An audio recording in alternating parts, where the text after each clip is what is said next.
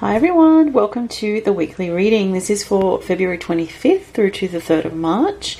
This week, as usual, I'm going to talk about the astrology for the week ahead, but I'm doing something a little bit different this week. I still have the piles of cards, but no crystal to choose from. It's just that you need to choose from pile 1, 2, 3, or 4. So what you can do is just take a deep breath, close your eyes, breathe in, breathe out, try to relax, and then when you open your eyes, see where your eyes naturally fall. So I'm just going to hold it there for a minute so you can see which ones you're drawn to. Also, what I'm going to do is I'm going to pass on a few little bits of some channeled messages, just some little keywords that have come through. As I was preparing for the reading, it was actually quite unexpected. I started receiving some keywords and things, so I thought, okay, I'm going to pass those on. And yeah, we'll go from there. So each week I do it slightly differently each week, but this week is going to be again a little bit more different. So I'm just going to set the camera down while I talk about the astrology, and then I'll focus on the cards for the different personal messages for you. Keep in mind that even though these are somewhat personalized messages, they are also general, so you can pick, I would say pick up to 2 piles. So I'll just show you again.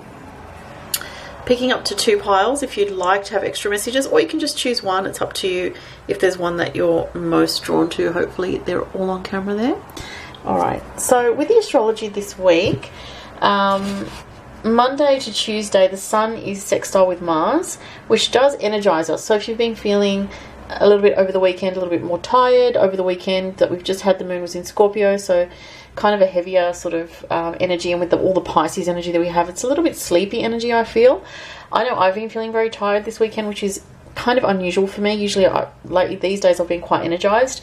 For the last 3 or 4 months, I've been feeling quite good. So, but with this Pisces energy now, Pisces Sun, Pisces Mercury, and the moon that we've just had this weekend in Scorpio, it's a little bit sleepier energy. So Monday, Tuesday, it's good that we've got the Sun sextile Mars, because that should energize us just a little bit more. Also, we have Mercury sextile Pluto, which should empower our thinking a little bit to help us kind of make some decisions. And it is Mercury in Pisces, so it's not the best for decision making. But with that sextile to Pluto, it could help us just to feel a little bit more, how can I say it, like, all right, I'm going to go with my intuition and make this decision. I'm feeling a calling from within, and I'm going to go forward and speak up about this, or I'm going to speak my mind about this, something that you've been not saying, or something that you've been thinking about saying, something that is important could come to light also this week with Mercury sextile Pluto. An important communication, an intuitive communication, some psychic messages, an important dream, because it's all Pisces energy with the Mercury. It's very key this week. The other main thing that I wanted to mention is that Venus conjuncts the South Node, okay? So this is quite a rare configuration, and it's in Capricorn. So if you have anything roughly between, say, 20, 21 to 25-ish of Capricorn, this is going to affect you very strongly. So, it's going to be a letting go in some way, but in that letting go, you could receive something. For some people, this is a karmic time of receiving something. Capricorn with Venus, it could be money. You could receive money that is owed to you, and this could even be something that stems from the past in some way. Often the South Node indicates influences from the past. If you've got planets in Taurus or Virgo around that roughly around 22 degrees, or either side of the 22 degrees, if you know your chart, this can be very good for you for money this week. There could be some bonus money coming to you, unexpected money coming to you. If you make a product, especially with Virgo and Taurus energy, if you sell a product, or if you're involved in sales, or if you're involved in having your own business, product promotion, marketing, writing, or anything creative, this can be very good for you this week. So with the South Node, it's often to do with either the past or letting go, but in the surrendering and letting go, we can actually receive something. For other people, so the cardinal signs, Aries, Capricorn, Cancer and Libra, around those degrees I mentioned, this could be a bit more of a difficult transit, because it does square those aspects. Well, it squares for the Aries and Libra, and it opposes to the Cancer energy, conjuncts the Capricorn energy. So those are all a little bit difficult, not as difficult for Cancerians, more difficult for Aries and Libra. There is some kind of letting go. There could be issues around money, inheritances, females in, female connections, saying goodbye to, possibly for some people, because Capricorn is elders and Venus is feminine energy. There could be like a letting go of a family member, or having to move away from certain family members for some, in certain different circumstances. So that's, to me, is the main thing this week, is that Venus conjunct South Node. This influence can often relate to past lives as well. So those were the main things for the astrology. The keywords that came through when I was preparing for the reading this week, just as general messages for everyone, is there one thing came through is it's like we're on the other side of a transition that just took place in the last few weeks, definitely related to the full moon in Virgo that was a couple of weeks ago. Now we've got new things that we're going to be learning. So the keywords that I heard were new things that you're going to be learning new things. That's what I heard.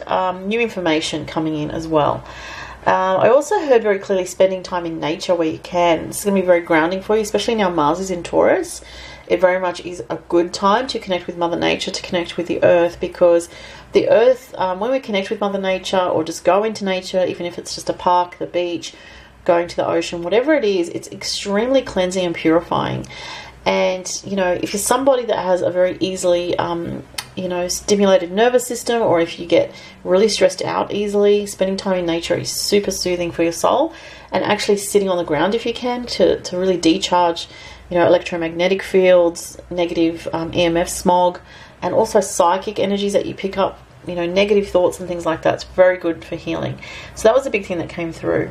Also, I was picking up on something to do with throat chakra for this week. So throat chakra, again, is to do with communication. It's to do with expressing yourself. That sort of relates to Mercury sextile Pluto, actually, in the astrology. I heard throat chakra, so there's working on healing of the throat chakra. Crystals that you can work with for the throat chakra are turquoise, or any other light blue stones. Even like a light blue howlite can be good for that. And yeah, those are the main messages. So let's get to the cards now. And I'm going to look at pile number 1. So those who chose the first pile of cards, these are your messages.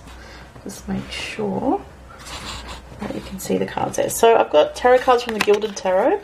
4 of Pentacles, interesting. Okay, let's see what else we've got. Good Fortune. Oh, I like that. Trust. What a nice message. And surrender your attachment to results. Okay, so there is something here. If you chose number 1, you could be concerned about your stability, your finances, your home, finances connected to your home. It could be, paying the bills, paying rent, saving money as well could be something that has been on your mind, or having enough money to spend on the things that you need, looking ahead, planning, and all that sort of thing. Now, the Good Fortune card is fantastic because it's saying that destiny is smiling favorably upon you. So if there's something you've been worried about regarding finances, this is going to turn out well for you, but you need to have trust at this time, because you may not be able to see exactly how things are going to work out. This is a beautiful card with an angel here that says, trust, you're in a process. You can't see it right now, but good things are coming. You need to surrender your attachment to results. So yes, plan, but then release. Okay, so it says the formula for success is to do all you can to make things happen, then let go of the results. Holding on too tightly to a desired outcome can sabotage it. So this is about fear and worry, okay? So let that go. It doesn't mean you're not looking after your responsibilities. It just means you're not churning over in your mind. What am I going to do? How's it going to work out? Just let it go. Do what you can do, but let it go. There are good things coming. You have the Good Fortune card, okay? So this is for people that chose pile number 2. More worry. 9 of Swords. Sea of Love. Explore. Surrender stubbornness. Wow. Oh my goodness. So very, very distinctive messages here. So if you chose this pile, you have a need to release worrying thoughts about relationships at this time. So there could be something about a particular relationship or a particular person that you're worried about. It could be a current relationship that you're in. There may be fears to do with letting go. There may be fear of loss, because this card, the Sea of Love card, is actually about endings.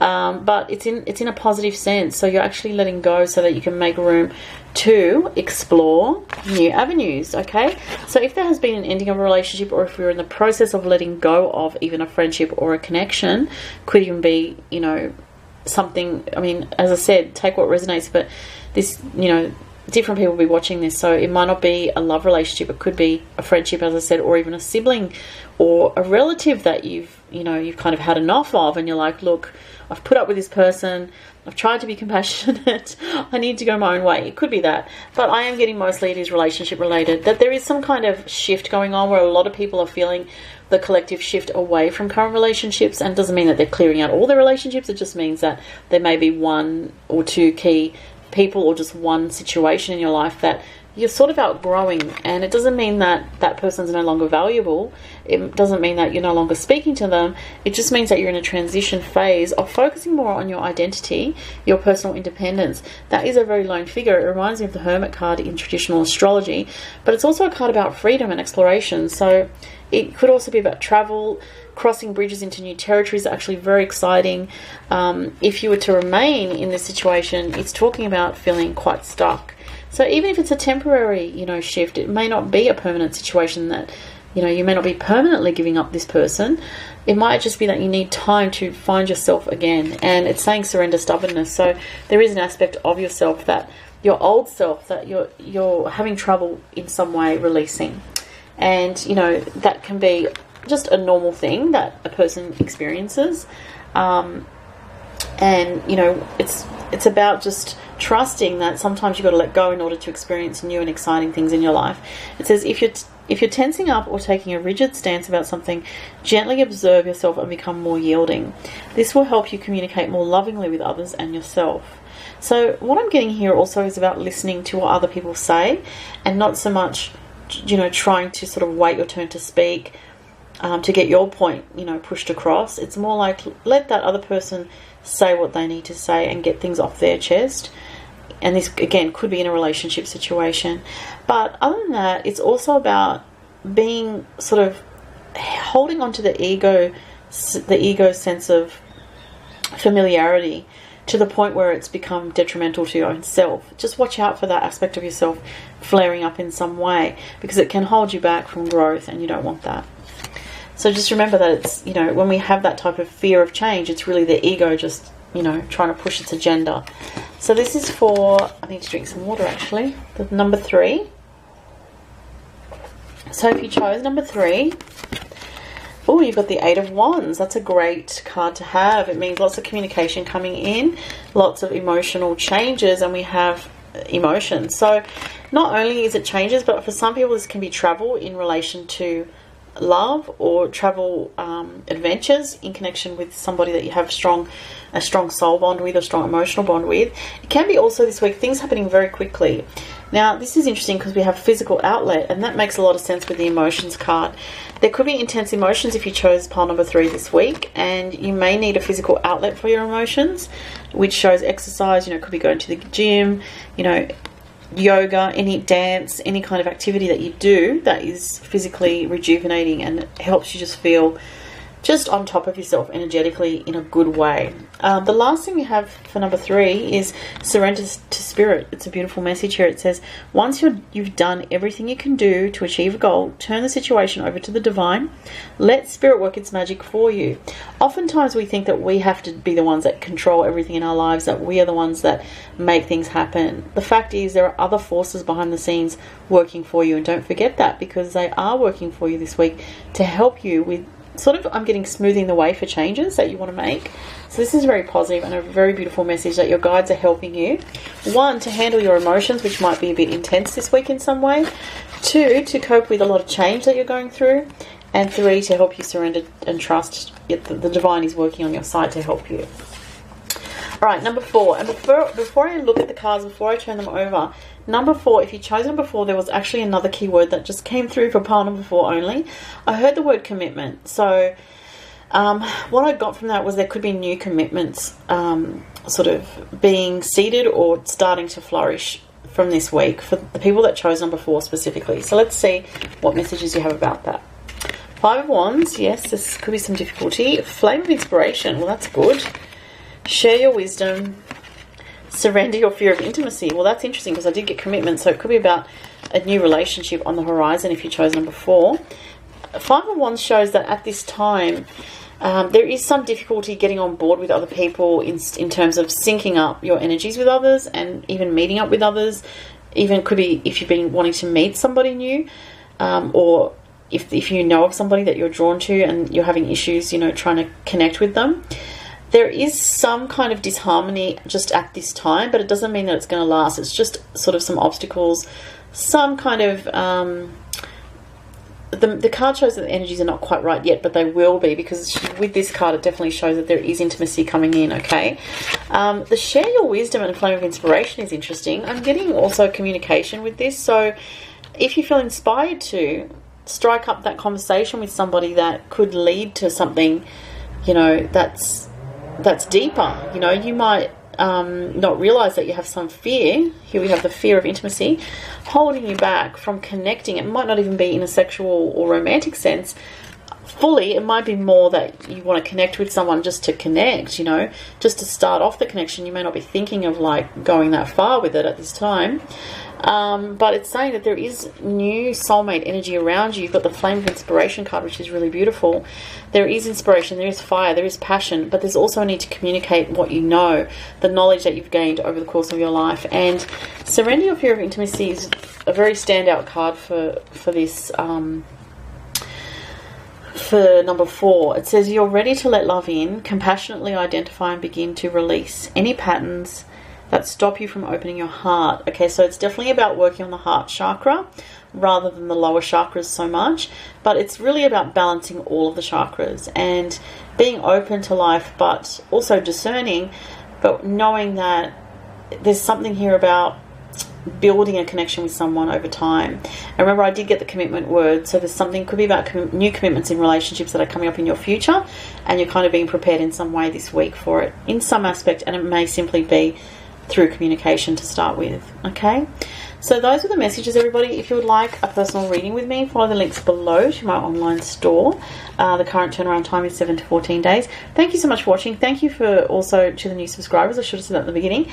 And I also have another channel, which is my main channel. If you're interested in astrology, that link, I think it's below, or it's in the about section of my channel. That one's just called Starlight Oracle, and I post videos about astrology and the latest astrological information if you're interested in following that.